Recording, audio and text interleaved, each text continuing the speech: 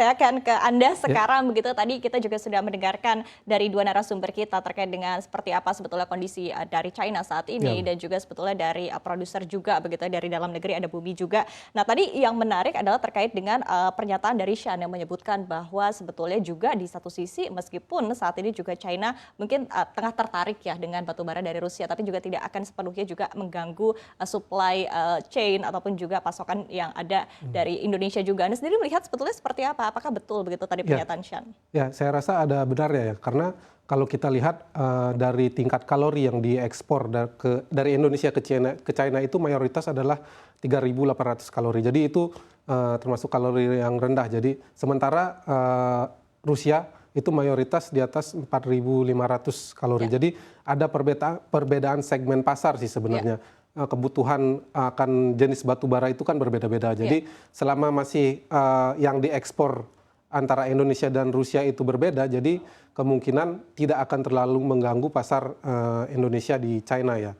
Beda misalnya kalau Rusia juga mengekspor batu bara yang kalorinya rendah sama dengan Indonesia dan memberikan harga diskon.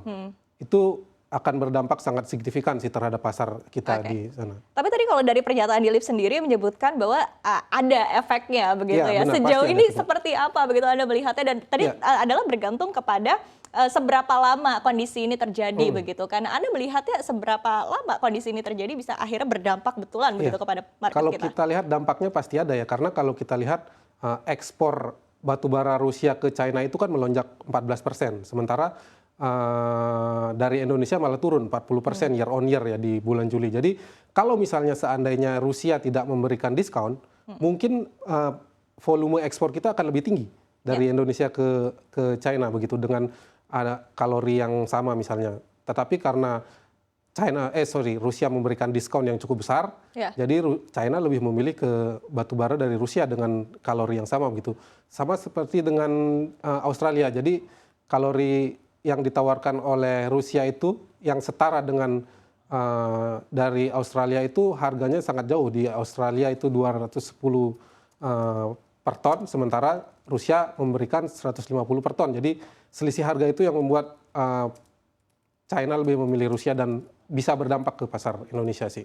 Masalah seberapa lamanya saya rasa sangat tergantung dari embargo Eropa dan Amerika Serikat ke Rusia sendiri ya, karena ketika embargo terus berlangsung maka Rusia akan terus memberikan diskon untuk memperoleh pasar baru karena mereka tidak bisa menjual ke Eropa ataupun negara-negara barat lainnya. Jadi selama itu masih berlangsung saya rasa hal ini juga akan terus berlanjut sih.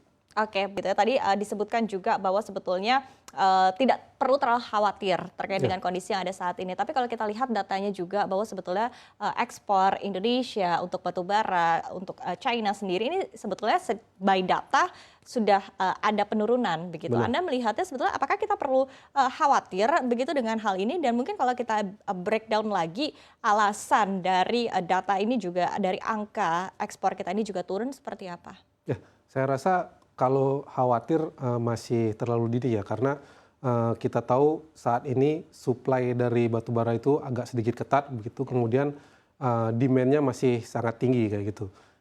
Selain dari Asia, China dan India, kemudian Eropa juga membuka untuk mengimpor lagi batubara. Jadi apakah perlu khawatir? Saya rasa masih belum ya, karena demand-nya masih tinggi dan supply yang terbatas itu yang bisa menjaga harga batubara nantinya ke depannya, permintaannya juga masih akan cukup tinggi kayak gitu. Kemudian masalah penurunan import dari Indonesia oleh China itu saya rasa mungkin salah satunya ya karena faktor dari Rusia itu. Kemudian kalau kita lihat secara keseluruhan berdasarkan data dari BPS, secara keseluruhan itu sepanjang tahun ini sebenarnya volume ekspor kita semua komoditas itu stagnan begitu. Jadi neraca perdagangan kita ya surplus, tapi itu karena nilai atau harga batubara yang tinggi dan komoditas lainnya. Tetapi secara volume sebenarnya masih stagnan. Kalau dilihat sepanjang tahun ini ya, kalau kita lihat per bulan memang ada kenaikan atau penurunan gitu, tapi secara selama semester 1 di tahun ini itu sebenarnya masih stagnan. Jadi sebenarnya masih volume ekspor itu sebenarnya masih sama dengan tahun lalu sih. Oke, tapi tadi lebih disebabkan oleh harganya juga begitu ya. Oke.